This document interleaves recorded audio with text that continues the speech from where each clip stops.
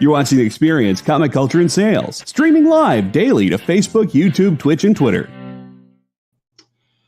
I think anybody who reads comics or who are a fan of comics have certain issues that really stick with them, that they're influential. They shape the type of collector they are, the type of fan they are. And there's a few in my past, but one of them that comes to mind is Iron Man number 133. Now, this was a interesting issue in that it featured, it was the end of a battle between Hulk and Iron Man. And Iron Man was able to finally defeat the Hulk, but in doing so, he fried out his armor and pretty much ended up trapped in his armor. It wasn't functioning. He couldn't get it open. He was trapped in it. And Rhodes was there. This was before Rhodes took over the armor. I think he was dating Bethany Cabe at the time. And they called on Scott Lang, who had recently become Ant-Man, to try to help.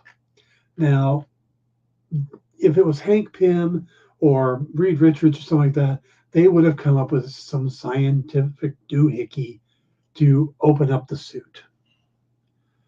Scott Lang was a thief and an engineer. His solution was to sneak in to the suit itself.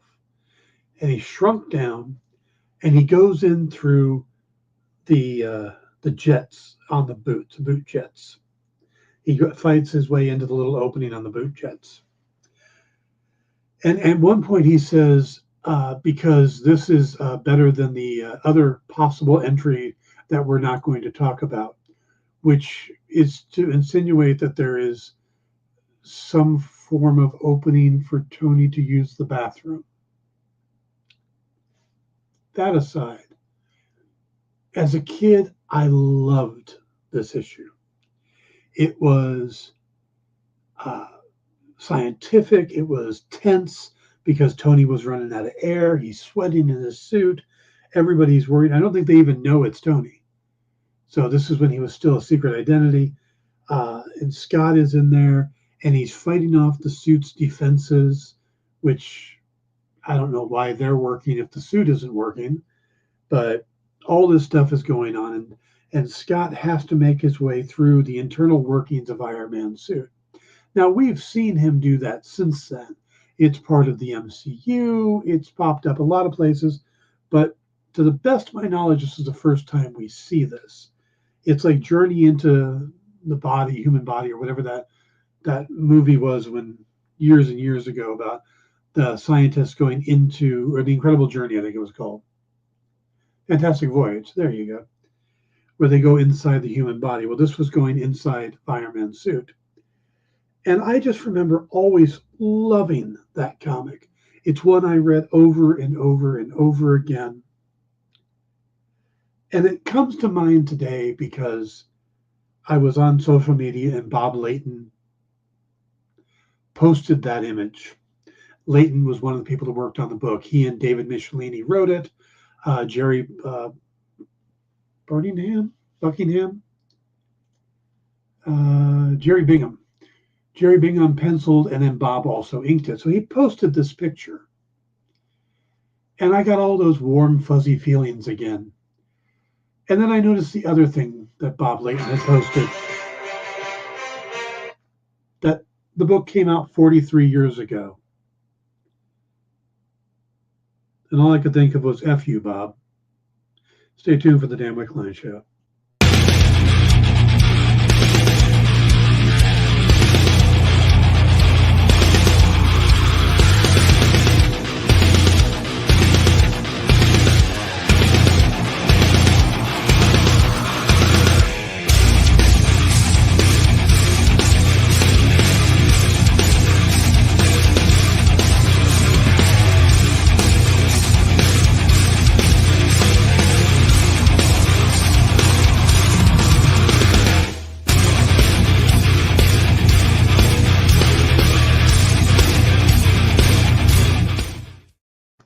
Hey everybody, welcome to the Dan Wickline Show here on The Experience. It is So, April 6th. Yeah, that's a good date. It's April 6th, and yeah, the growing up is getting old. It is. It is. Um, I was born in 1970. I'm old. And that's just so I was 10 years old when I read that comic. And again, it had a big influence on me. A lot of the comics from that era did, because they were so important in my life. And I collected comics, and I had a little folder. And in the folder, I would write out all the books I had. And I would write down not only, the title of the book, and then the name, the number, and then the internal title, and the issue title, and the author or the writer and the artist. And I wrote all that down. And you realize how many times I had to write names like Sienkiewicz and Mazzucchelli, being a Daredevil fan. I like short names. Frank Miller, great name if you're handwriting those all out on lined paper. David Mazzucchelli, Bill Sienkiewicz, not good names. Nope. So, all right. We are going to talk about the Mandalorian episode. We are going to cover some key issues if you're a fan of the upcoming Spider-Verse movies. And we're going to cover the news. So that is what we have in store for today. After this will be What's in the Box and then Space Cadets. So you'll want to stick around for all of that. But let's go ahead and jump in to the news. And while I'm doing the news, guys, tell me what issues from your past really stand out. Yeah, Mog and Mel will be back next week with a new guest. And I'm not sure, I don't remember who next week's guest is, but the week after will be Christina Shin from CAPS, the Comic Arts Professional Society. So Ed says, my favorite comic name will always be Dick Sprang, because I may be getting older, but I'm not growing up. I went to a Comic-Con, and Dick was one of the guests there. I mean, San Diego Comic-Con. And he was one of the featured guests. And my buddy Lee read that name out, and I went, wow, what's the name? He goes, yeah, it makes me think. And now I cannot think of the name Dick Sprang without that sound coming to mind. So, yeah. My dad saw a urologist named Richard Tapper. The best one for me is still out here. There is a dentist named Dr. Toothacher. I also know of a plastic surgeon who specializes in boob jobs named Dr. Millionaire. You can't make some of this stuff up. So, it's the same here. It's the Beavis and Butthead sprang noise. Yep. So, all right, let's get into the news. The other day we talked about Ike Perlmutter having been shown the door at Marvel and Disney. Well, the former chairman of Marvel Entertainment and the largest individual shareholder in Disney went against his normally low-profile habits and spoke out about his firing and his dissatisfaction with the company overall. Perlmutter has always kept, like I said, extremely low profile. There's even very few photos of him out there. The one that, when it came out, the picture of him shaking Donald Trump's hand became very popular because it was one of the few that websites could actually get a hold of. So he doesn't do a lot of interviews and stuff like that, but he's come out and said that in a statement that it should sadden investors that he's gone and that he was fired for his fixation on fiscal discipline and his support of activist shareholder Nelson Peltz. Now, he told the Wall Street Journal that his firing wasn't part of the previously announced redundancy layoff, which Disney had kind of insinuated it was, but was retaliation for having clashed with executives. It's long known that Perlmutter has had a kind of a frosty relationship with both CEO Bob Iger and Marvel Studios president Kevin Feige. He says, I have long expected that my working relationship with Disney would end, that it should come as a result of my trying to help Disney improve its business should sadden many shareholders as it does me, the company's largest individual shareholder. Despite my employment termination, I will continue to hold my shares of Disney and continue to seek improvements at the company for the benefit of all stakeholders. Now, he insists that his previous actions were all in the name of restoring the dividend, fixing the company's inflated cost structure, and ensuring a successful CEO succession.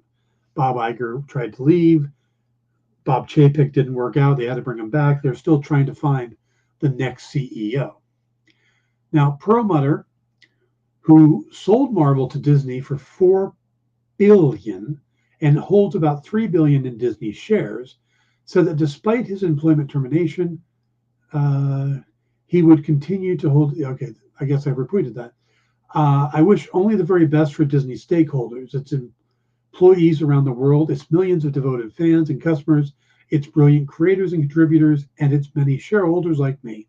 I will continue to advocate for action that secure Disney's long-term financial health and allow a new generation of management to reverse the trend of falling shareholder equity and return the dividend to its prior level.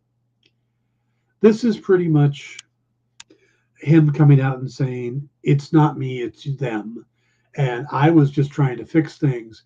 But he's not talking about the quality of the movies, the quality of the park, any of that stuff. He's talking about cost cutting to save money and to make the people that own Disney shares more wealthy.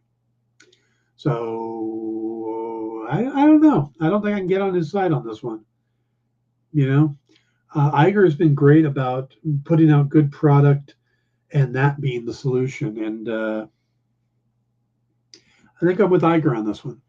So Ed says, my favorite comic series is Lady Death. Someday I'll own an Evil Ernie #1, but my favorite comic story is Fantastic 451. That's some brilliant writing in the FF issue. However, my favorite comic is Spidey Electric Company #1 because it's the first comic I ever had. My dad bought it for me, and I still have it. I remember all of those things. When you say Evil Ernie #1, are you talking about when they published themselves or when they were with Eternity? Hey, Kenneth, how you doing? JD says, if you asked him what Disney movies sound like, he says money. Yeah, pretty much. All right, let's go ahead and move on to the next one. Michael Douglas has said that he would return for a fourth Ant-Man movie as long as his character of Hank Pym could die. Well, it turns out that almost happened in Quantumania. According to scriptwriter Jeff Loveness, at one point, Hank was going to be killed off by the end of the film, but what they had in mind was pretty wild, actually. Jeff says, we were going to kill Hank at one point, and I was going to have him be like reanimated. His consciousness was going to live on through the ants, and he was going to be able to like mentally control them. Yeah, he was going to be almost like a hive mind of the ants. And I like that. That didn't go too far. I think that went a little too far, but they cut that. But that's not the craziest thing Loveness had in mind. He said there was a psychological sequence in the probability storm or the quantum nexus. There was more of a dream sequence element to it. I had like a big, like man-sized ant that was going to be almost like a Ninja Turtle. The way they looked in the 90s movie, not CGI, make it almost like a Cronenberg the Fly-like ant. And it was like his head, I wanted it to be voiced by Werner Herzog and give it some sort of Holy Mountain kind of advice, some Vision Quest thing. That didn't get in. Yeah, I think we would have noticed a giant ant talking like Werner Herzog giving advice. What is Loveness smoking and will he share? I mean, come on, the idea of a giant ant going, your will must push through, Scott, if you're going to survive. I think that'd be hilarious. The first appearance of Lady Death's Evil Ernie #1 in December of '91. I think I have that. I think I was actually at the signing when it came out with him and Stephen Hughes. Man, that's all in storage. I'll have to check. JD says, "Oh, come on. He would be a literal Ant-Man. I love it." Yeah, but the Werner Herzog thing, I just love that idea that he'd be this big, all-wise ant. By the way, other news we got on Ant-Man and the Wasp. Quantumania is supposed to be coming out as soon as April 18th. So, like, what, 2 weeks from now? Less? And from what we're hearing now, with all of the stuff we've been hearing about the movie since it came out, there's only supposed to be 2 deleted scenes as part of the home viewing. 2. We're hearing about all this extra stuff, only 2 scenes. They're tiny scenes, and they both surround the gelatinous newcomer Veeb. You know, one is him excited because he realizes he has holes after he gets shot, and the other was an extended version of the drink the goo scene.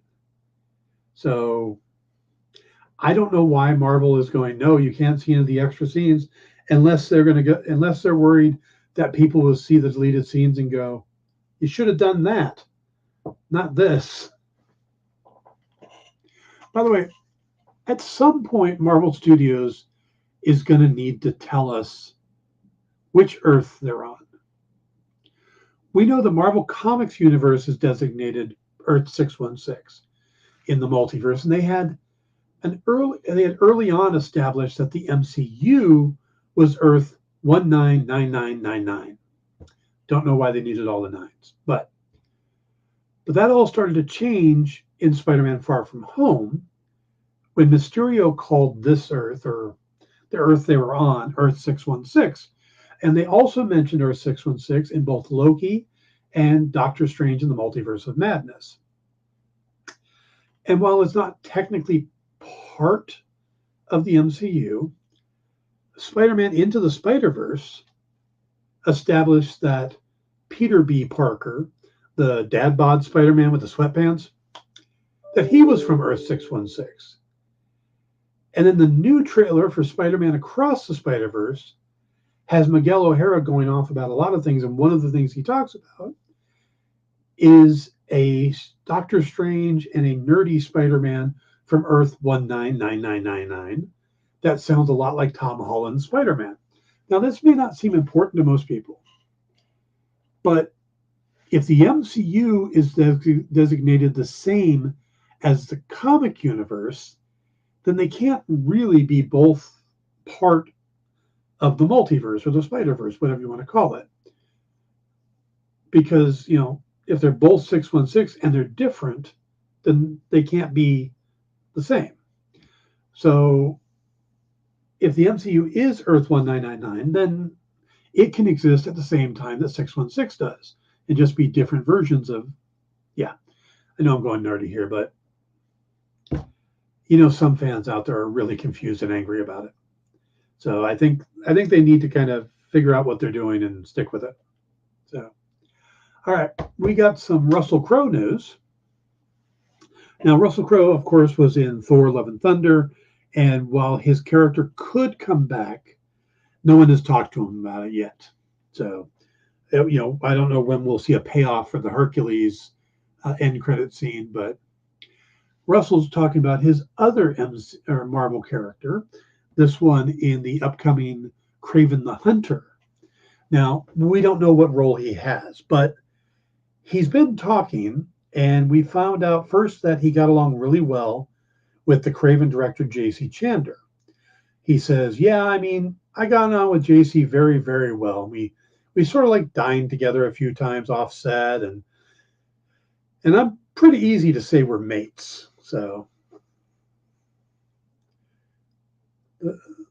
they see Dan rolling his segue, and it's obvious that he's fighting nerdy. Thank you. I appreciate that. So But he also talked a bit about his character coming up in Craven. And while he doesn't come out and say who he is, as we could probably guess, but he at least tells us where he's from. Crow says, so I really enjoyed working on that for him, playing a Russian. That was a challenge. I did it once. I did a Russian accent on a Saturday Night Live. And it's probably the worst Russian accent ever done on television because I didn't really think about it that much. I just jumped off the cliff. Now, he also assured us that the role was important to Craven, not so much in the movie, but to the backstory of Craven. He says, but yeah, I don't really know what to expect in that movie. Mine is not a hugely significant role in that movie, I wouldn't think, but a significant role in the background of the main character, but not necessarily in the feature film. So I gotta guess that maybe he's like Craven's daddy. Doesn't that seem about right? Or the guy that trains Craven, or, you know, some kind of mentor figure for Craven. Now, this is a little off in that this is a little different than what we normally cover. This is music news. I don't usually do music news, but I came across this just a few minutes ago, and I thought it was really interesting. And it's fans of Motley Crue or live music in general won't be happy to hear the tea that guitarist Mick Mars has spilled in court documents filed this week.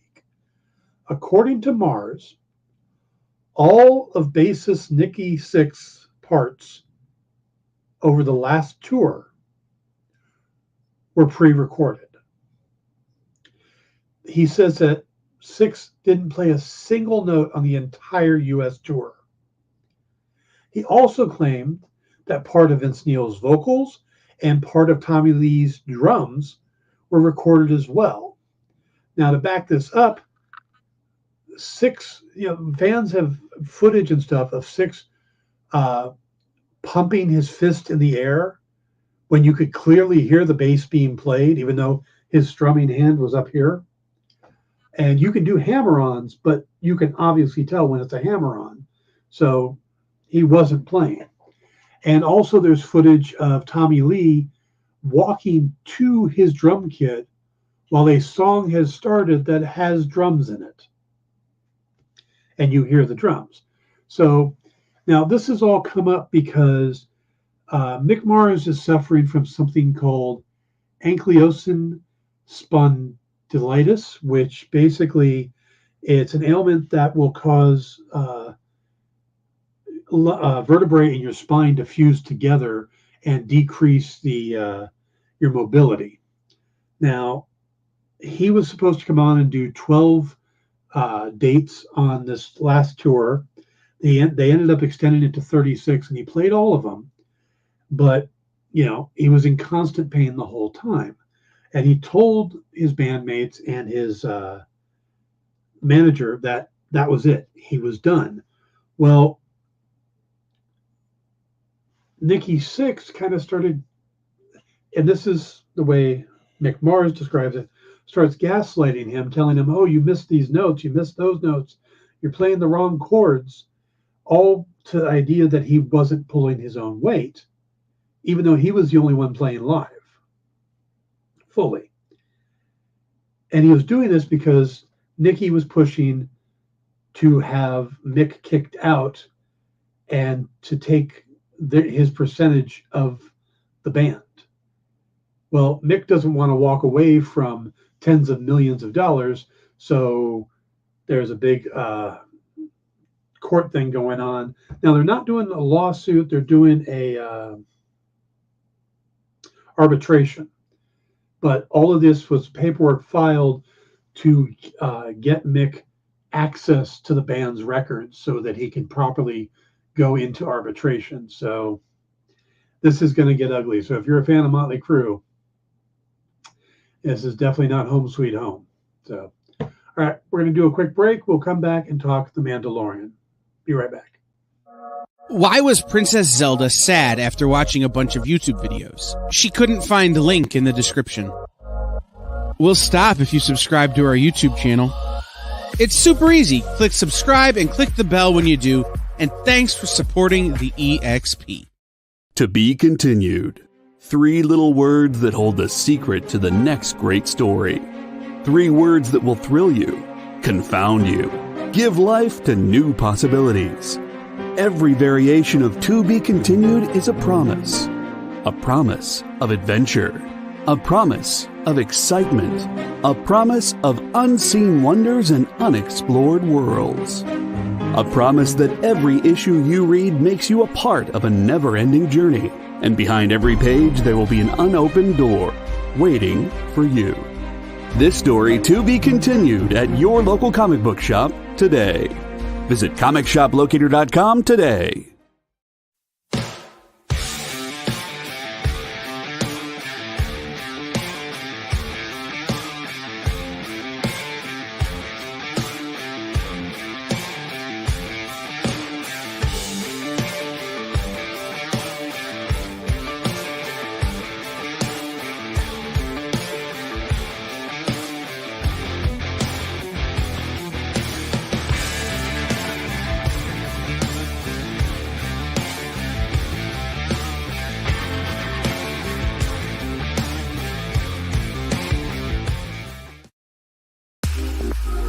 You know how when you go to Comic-Con, after Comic-Con, you go to the hotel bar, and there's a whole bunch of people playing music and dancing, and you've got Pikachu and Lara Croft Tomb Raider doing the cha-cha slide just down from Deadpool and Batman and Wonder Woman? That's every Saturday night over on the Experience Twitch channel. Join Taji Beats for the EXP Dance Party, exclusively on Twitch, twitch.tv/the_EXP.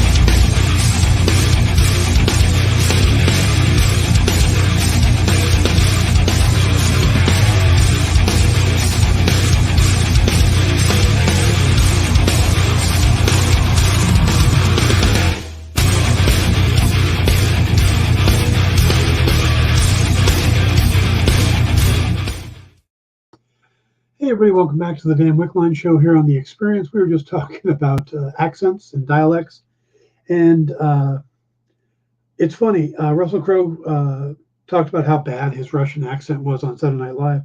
I can totally forgive that, because Saturday Night Live, you come in, you spend a week rehearsing, and maybe not even, and most of the time you're writing, so you only have a little bit of time to rehearse.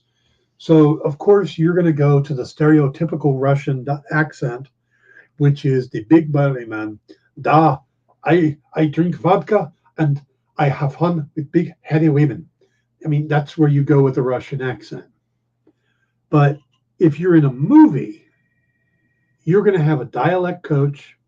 You're going to take the time to figure out where your character is from, what particular dialect he has. I mean, look at somebody like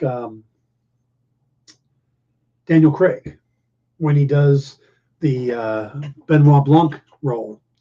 He picked a specific person from a specific region for his character to be, and then he works with a dialect coach to get that just right. And even though a lot of people think it sounds absolutely ridiculous, it's accurate. And all that, he still did that for Zeus. He was trying to do a Greek accent, you know. But when you're in a movie, you get all that extra stuff. So when you see a bad accent like Drago's accent in Rocky IV, or the best one, Kevin Costner's Robin Hood accent, which lasted about 5 minutes into the movie, and he just went to hell with it. I'm American. You know, I've been on the crusade so long, I've lost my accent. I'm not sure what the rationale for that was. Yeah, come on. I just heard about this movie the other day, and it's just so great as it comes to bad accents. The movie's called Wild Mountain Thyme, and they cast as an old Irish farmer, Christopher Walken. And he does just the absolute worst Irish accent of all time. You have to see the movie just to hear it. Oh my God. His cadence with an Irish accent. I'm not even sure how that would sound. I'm not even Costner, going to try and recreate it here. there's a meme out there that shows it's a comma joke. It's with comma, with the Oxford comma, with the Walken comma, and then with Shatner. And it's just where you put all the pauses, and it's great. Because when you read it, it sounds just like their accents. And I have it on my phone somewhere, but I'll look for it on the next break. Ed, Costner was Robin Hood in Robin Hood, Prince of Thieves, with Alan Rickman and Christian Slater, Morgan Freeman. Who else was in there? Sean Connery is at the end. Mary Elizabeth Mastrantonio. The really big guy from Whose Line Is It Anyway? Ryan Stiles?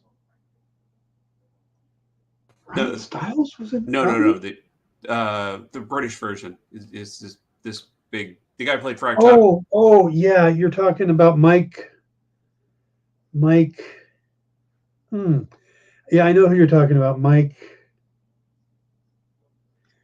It slips my mind, but yeah. I used to watch all the British versions of the show too. But all right, let's jump over to Mandalorian. That was an interesting episode. Mike McShane, thank you. Could not think of his name. I knew it was Mike though. I get a point for that, I think. The latest episode of Mandalorian, there's a lot of hate right now out there. And the hate, of course, is for two reasons. One are the guest stars. And number two is that people thought it was going to be a much more intense episode. Oh, Moff Gideon's coming back. And instead, we get this film noir style detective story that's almost Blade Runner-ish. And I'm going to say this right now. I liked it. I actually thought it was fun. But then I'm a noir guy. I like those kind of stories. But let's address the elephant in the room, or what did they say? The bantha in the room. Jack Black, Lizzo, and Christopher Lloyd. First off, Christopher Lloyd was great. He played the character, a ex-separatist who's part of this new society. I thought he was terrific. No problem. Lizzo. A lot of people are complaining that seeing Lizzo threw them out of the episode. The thing is, for me, I have no idea who Lizzo is. I know there is a Lizzo. I know that she pertains to music. Couldn't tell you a single song. Couldn't have picked her out of a lineup of one person. No idea. So, didn't even realize she was famous. Just thought, okay, Jack Black.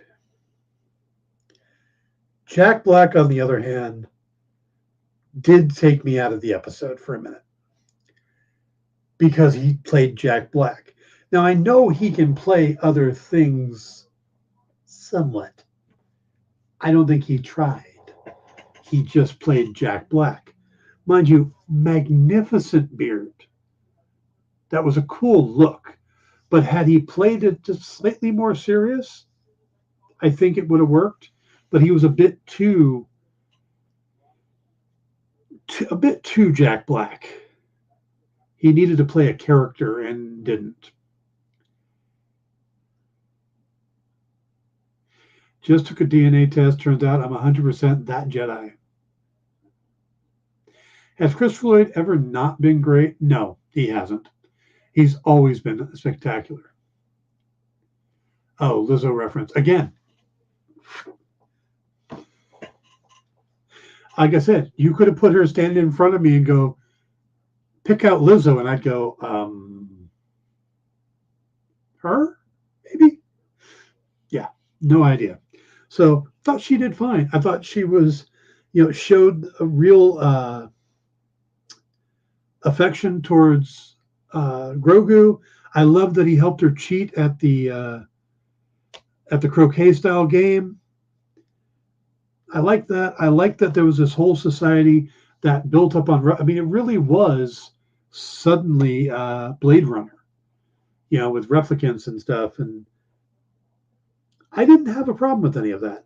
I thought it was interesting that they had a giant red button, and they pointed out the giant red button, and that was pretty much Chekhov's giant red button at that point. That we knew somebody was either going to press it or try to press it by the end of the episode, because you don't put a giant red button onto a desk unless you plan on something happening to that giant red button.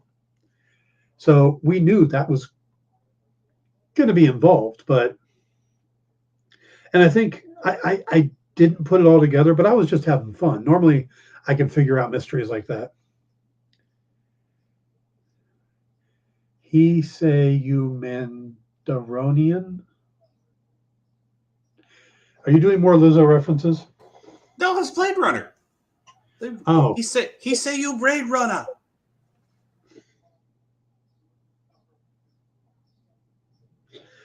Oh, JD. So from that point of view, I thought it was good. I know a lot of people are a little upset by how they resolved the Darksaber issue, because it was kind of anticlimactic. But I think it was also obvious for a lot of people. It's like, didn't he lose it? And then she took it from the... Yeah, so it should be hers. I'll have what JD's having. That reference I get. So I heard someone else the other day says, well, maybe the Mandalorian in the title is actually Bo-Katan. But I think we're far from seeing the resolution of who's going to have the Darksaber and who's going to run the Mandalorian, or who's going to lead the Mandalorians. But right now they have it set up for Bo-Katan. And I think this was an important episode because it built the chemistry between the two characters a little further. They've been very adversarial. Well, maybe not adversarial, but their goals were very different. And now all of a sudden, they're connected. They're connected in the clan or the covert. They're connected through what they're trying to get. They've become a team, and now we're seeing them work together as a team. They work together. She saved Din, but after that, they worked together to save the kid, and now they're working together to stop the robots. So it's building this rapport between the two of them, and I think this is important. But I think a lot of people are like, no, we need to move on to the main story. There's only 2 episodes left. How are we going to... Look, a lot of the negativity I'm hearing about the show all comes down to it not doing what the person complaining wants them to do. They're not complaining about, well, that didn't make sense. This didn't make sense. They're complaining that it's not going the direction or not going the speed they want it to. And I'm seeing that more and more. That's the negativity I'm seeing from a lot of people. And it comes in series like this, where they're so connected and people feel a part of an ownership to it, that they've been watching all these movies for so long. You don't hear this kind of stuff about John Wick or the Dungeons and Dragons movie. Those critiques are more of people like it or they don't like it. They don't pick apart the things and say, well, this should have done this and this should have done that. And only in these comic book movies, whether it's Marvel, it's DC, or Star Wars, are people complaining about what they're not doing. They go into these movies with these level of expectations and then are disappointed when their expectations aren't met, regardless of the expectation the creators have set.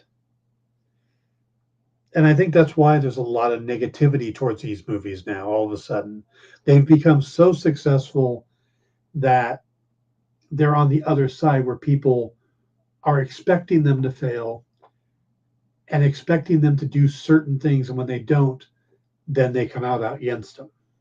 So it says, I was glad they handled it that way. I don't want Bo-Katan to be a bad guy like we thought might be happening at the start of the season. Yeah, I'm enjoying this season a lot. And we had the pirates. We've had some great action. The fight scene between Bo-Katan and Axe Woves, I thought was really good. I like how they resolved the thing because it just shows that Din is thinking. Din is not just, he's not just a brute object. He's not James Bond, a blunt force object. He's smart. He's thinking about things. Ed says, me too. It's been fun, but let's terminate Jack Black.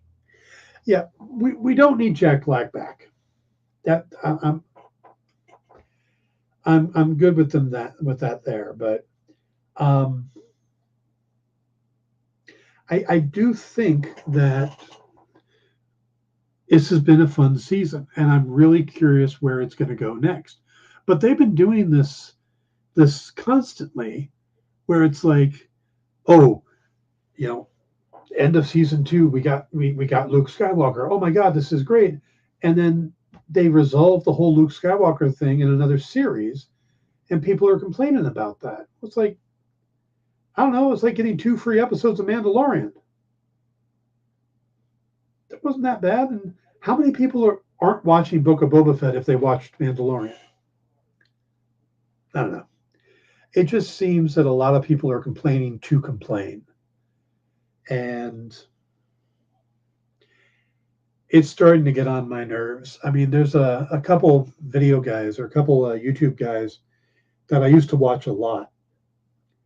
And I hear their reviews of things now.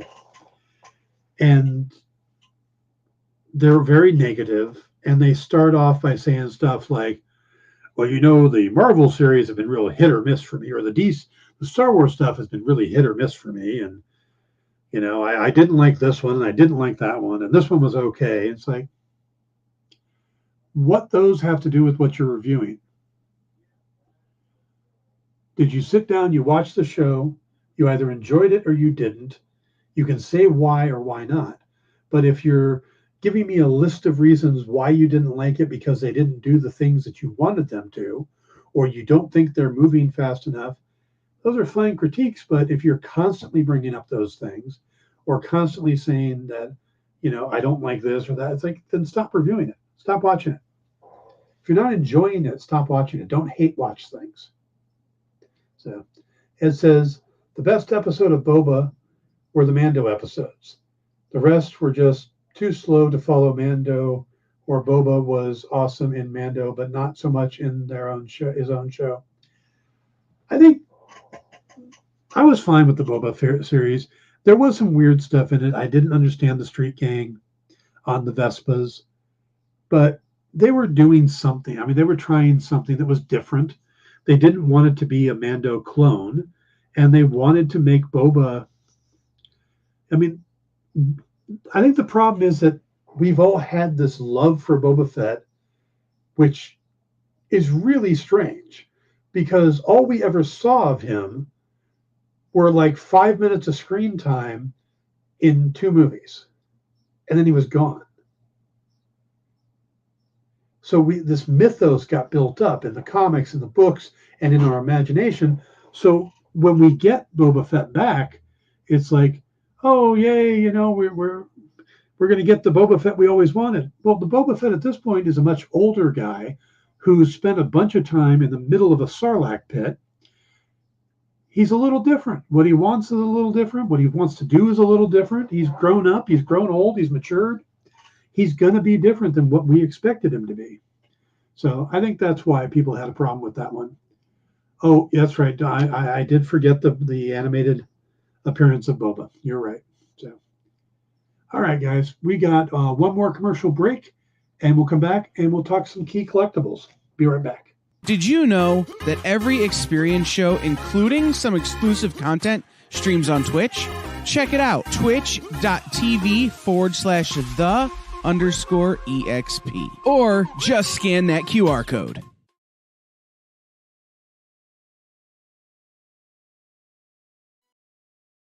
Imagine being at a convention and going to an interview panel that's just for you.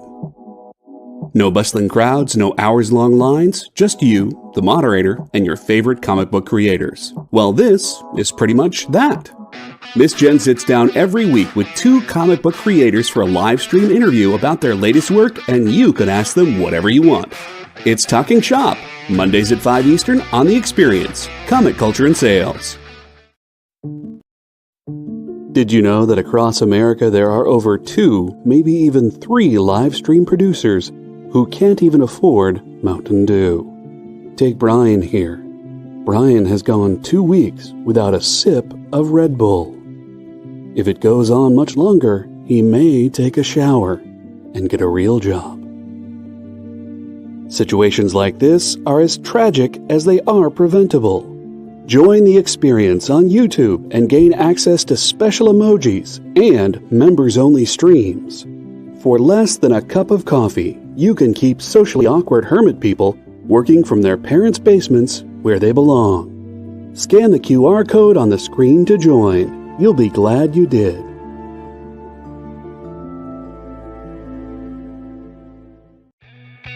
Programming on the EXP is made possible by viewers like you, or your local comic shop, or that Kickstarter you backed, or the publisher you like, or comic industry professionals who want to share a message with the world. Really, anyone who wants to advertise with us can. If you're interested in seeing a product you know and love, or are creating, or are publishing, or are involved with, advertised here on The Experience, and having your message shared with our viewers, please reach out by scanning the QR code below or visiting our website and using the contact form.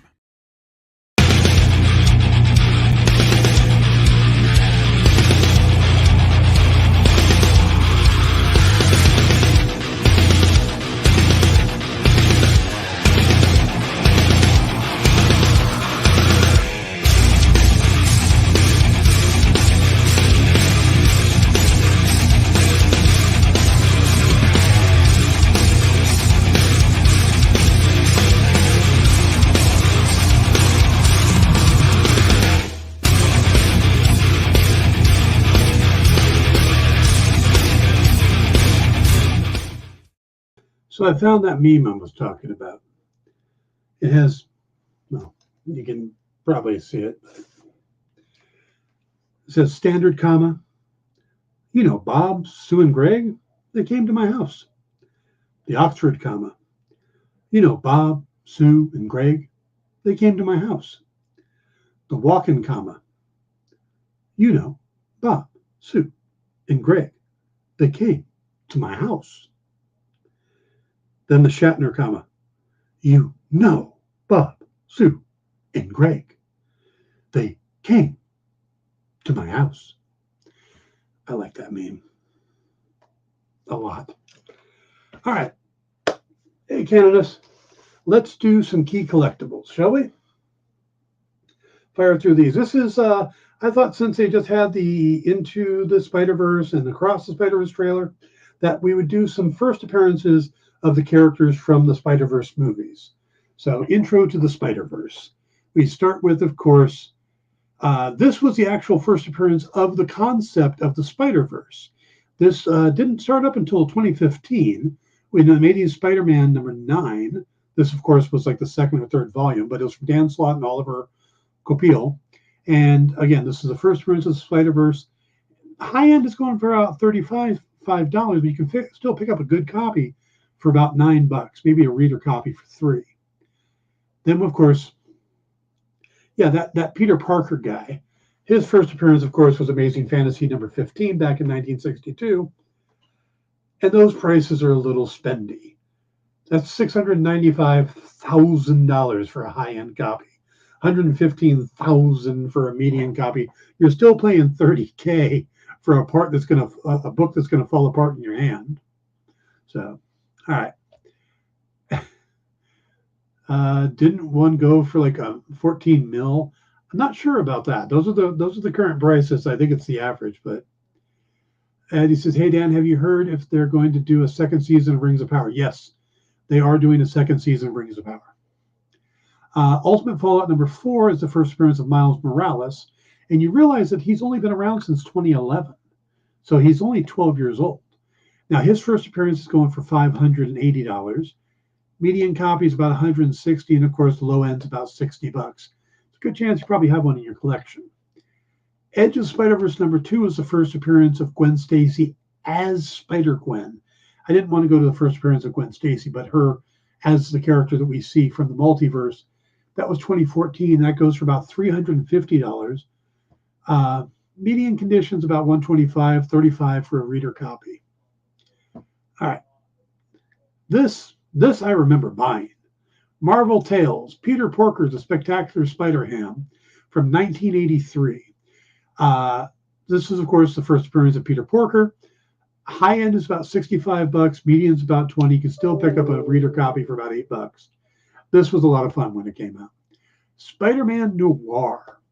Now, this was a big thing. This came out before Miles Morales or a lot of the other variants of Spider-Man. And this, of course, was co-created by a friend of the show, Fabrice Sapolsky. But this came out in 2009, and it's going for about a high of $180. Medium price is about $60, was about $18 for a low-end copy. Then we have, this is first appearance of Penny Parker and the Spider robot, or the Spider tech suit. And that was from Edge of Spider-Verse number 5 in 2014. You can grab one of these for $25 on the high end, $8 for median, and about $2 for the low end. It's a pretty good deal there.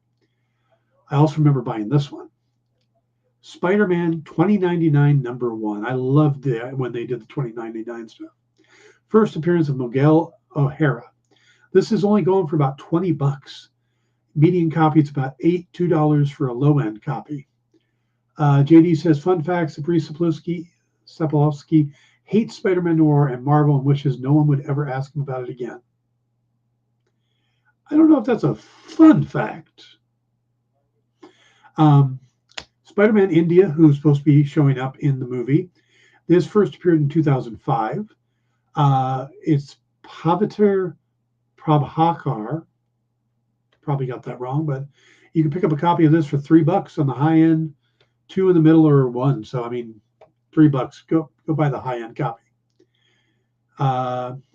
Amazing Spider-Man number 10 from 2015. This was the second part of the Spider-Verse story, and it is introducing Hobie Brown, the Spider-Punk. He's going to be popping up in the movie. This one's going to go for about $50 on the high end, but you can probably get a good copy for $15, $5 for a reader copy. And of course, we're supposed to be seeing Spider-Woman making her debut in it. This will be Jessica Jones, or excuse me, Jessica Drew. Jessica Jones is different. This is Marvel Spotlight number 32 from 1977. And it's going to go for about $180 on the high end. Probably find a copy for $60 out there, but the low end you're going to pay at least $18. So, think that's our list? Yes, it is. So, Spider-Verse movies. I remember seeing the Spider-Verse movie in the theater and really enjoying it. So, I'm looking forward to the sequel to see what they have in store. Yeah, I think Sony does a good job with that. Not sure about their other movies, but they got a good job going with the animated stuff. Maybe they should stick with the animated. What do you think? You know? Let's see. JD says, I was just surprised to see his fervor about it when he talked with Mog and Mel. Yeah, I think it's because it's kind of overshadowing all the other stuff he does, and I could understand that. When you get, it's kind of like being typecast. Anybody who looks at Adam West, they think of him as Batman. They don't think of him for anything else he did. So I can get that, and I can appreciate that. So, well, thank you, Triple B. I'm glad you guys were here. Ed, Canada's, everybody else, thank you for stopping by. I'm going to wrap that up now. Remember to stick around for What's in the Box, followed by Space Cadets, and I will see you Sunday on Pop Go the Writers, and then back here Tuesday for whatever we come up with. Have a great weekend. Do you remember what it was like when you were a little kid and you got a letter in the mail? Now imagine that letter was filled with information about your favorite shows, pop culture questions, links to things you're going to want to see later, and even sneak peeks at upcoming programming here on The Experience. That's what the EXP mailing list is. Every week, we send you sneak peeks, information, and all of the relevant links for all of the shows you want to see. Sign up now on our website or scan the QR code that's on your screen right now.